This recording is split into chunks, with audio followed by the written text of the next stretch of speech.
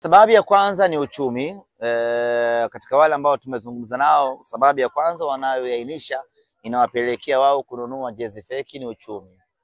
Mtu anakuambia nina shilingi 20,000 nataka jezi ya Simba, jezi original ni shilingi 45,000, nafanyaje?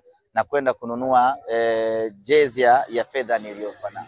Hiyo ni sababu kubwa ya kwanza ambayo imejirudia kwa watu wengi ambao tumezungumza na kukutana nao. Sababu ya pili ni upatikanaji.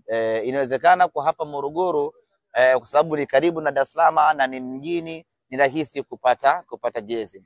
Lakini ukienda Ulanga huko Mahenge, Kilosa, ikawa changamoto kupata jezi original kwa sababu pengine hakuna wauzaji, kufika inakuwa ni changamoto. Kwa hiyo wale wauza jezi feki wanaitumia hiyo nafasi ya kupeleka jezi huko na kuwauzia watu, na kwa kuwa ndio bidhaa pekee ambayo iko sokoni, mtu anakwenda kununua hiyo.